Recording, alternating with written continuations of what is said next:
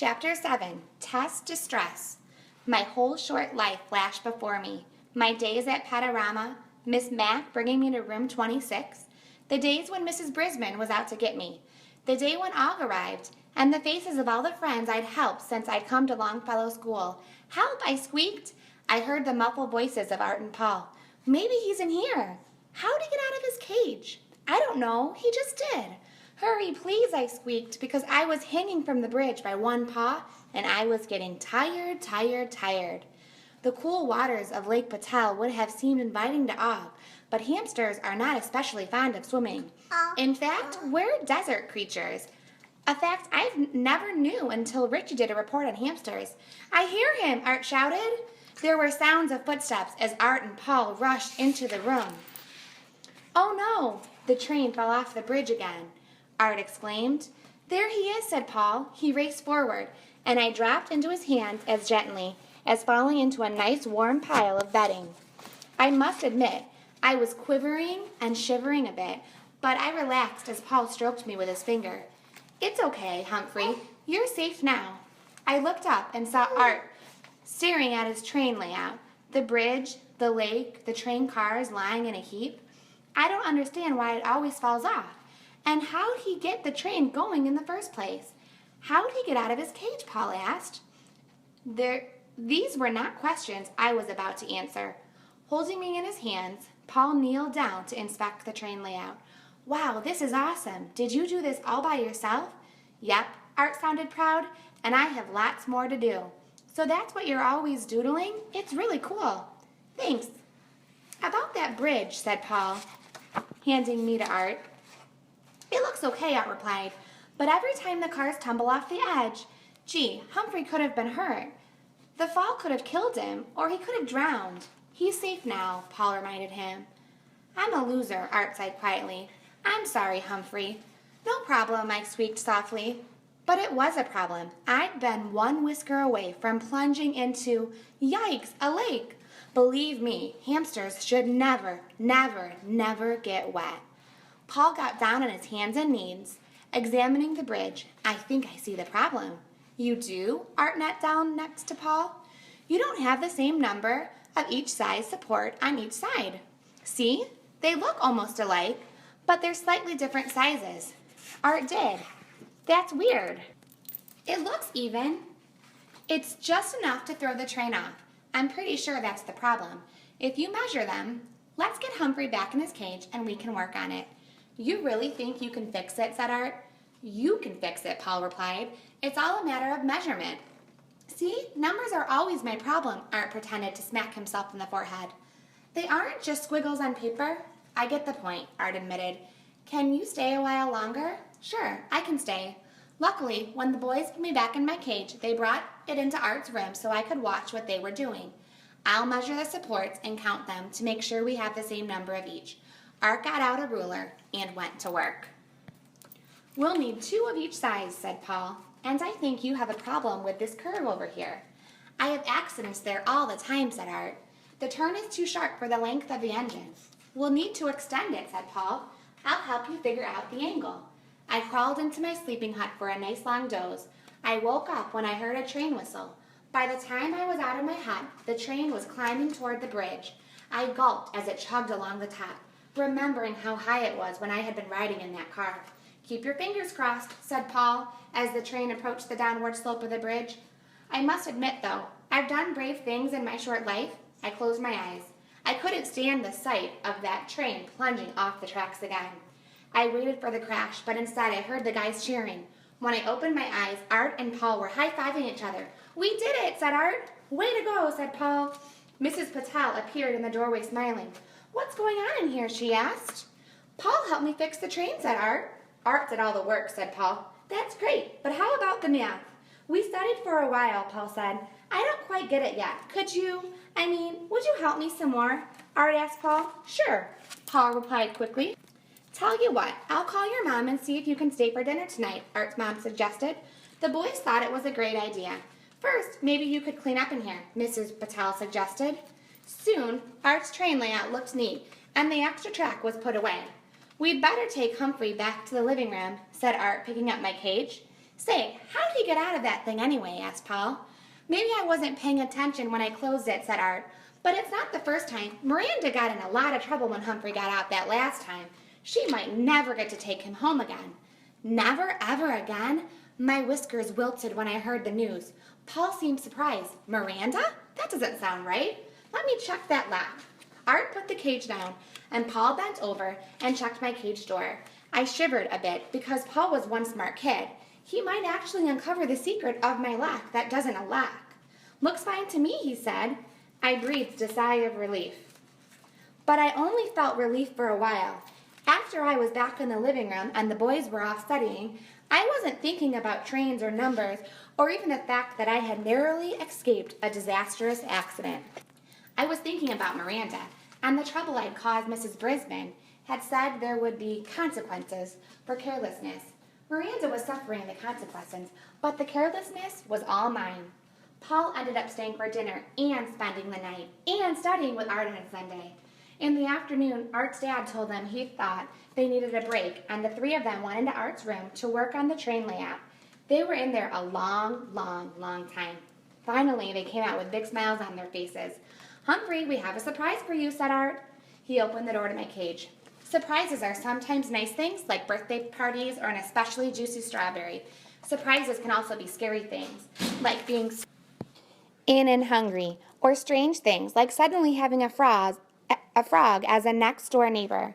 So as Art carefully picked me up and took me out of my cage, I had a queasy, uneasy feeling all over me. With Mr. Patel and Paul following him, Art carried me down the hallway to his room. "It's all finished," he said. I peered over the edge of Art's hand. The train layout was amazing. The town now had streets and even streetlights, along with the houses and trees. Between the red and white tent and the big wheel were an elephant and a clown. It looked like a real town, although I could have done it without the lake or the dark tunnel. "Everything's working now," Art said, "so we thought you'd like a real train ride." Sometimes humans imagine that they know what you're thinking. I was thinking I could skip riding on the train ever again.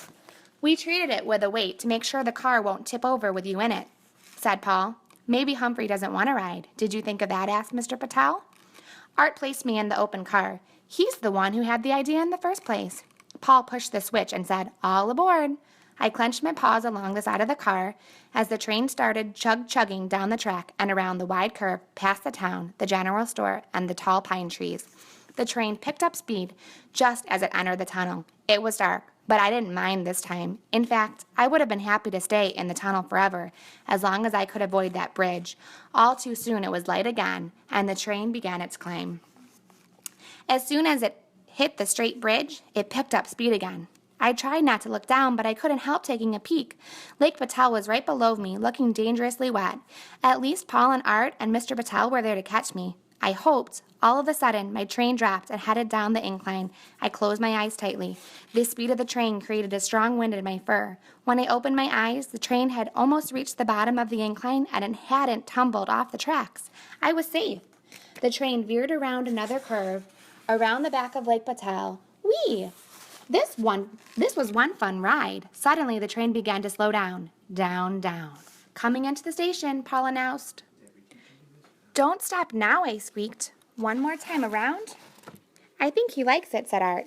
Boy, he was really paying attention now. So around I went, not once, not twice, but 3 more times. It was thrilling, chilling, and I was perfectly willing to keep going around forever. But Art's dad said it was time to stop, or I might get sick. I must admit, when the train stopped, I felt a little strange. Once I was back in my sleeping hut, my head stopped spinning, and I began to write in my notebook, trying to find the words to describe my wild ride. A train makes your brain click and clack around the track. And even when the train is slowing, your brain just keeps on going. My brain kept going round and round that track all night. The next morning, when we got back to school, I couldn't wait to tell Og about my exciting adventure. But as soon as I saw Miranda come into class, I was squeakless because of that hurt in her eyes every time she glanced at my cage. The look that had my brain hurting. The look that made me remember the trouble all over again. My mind was a million miles away until it was time for math, and Paul came into the room. I realized that while Art and Paul had studied hard for the test, I had not. The test was hard. My friends wrote, and stared at their papers and stared at the ceilings, erasing and sighing. Seth sat amazingly still, glancing over at my cage now and then. Miranda did more erasing than writing, which was strange for her. Paul wrote quickly, while Art seemed to struggle. He kept running his fingers through his hair, but his eyes were right on his paper. Art was paying attention, but did he understand the math? At last, Mrs. Brisbane called time and collected the papers. When Paul got up to leave, he whispered something to Art. Art nodded his head.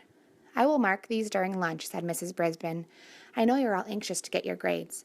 When it was finally time for lunch, my friends raced out of the room. I, on the other paw, stayed inside, watching our teacher grade the papers and feeling about as worried as a hamster can feel.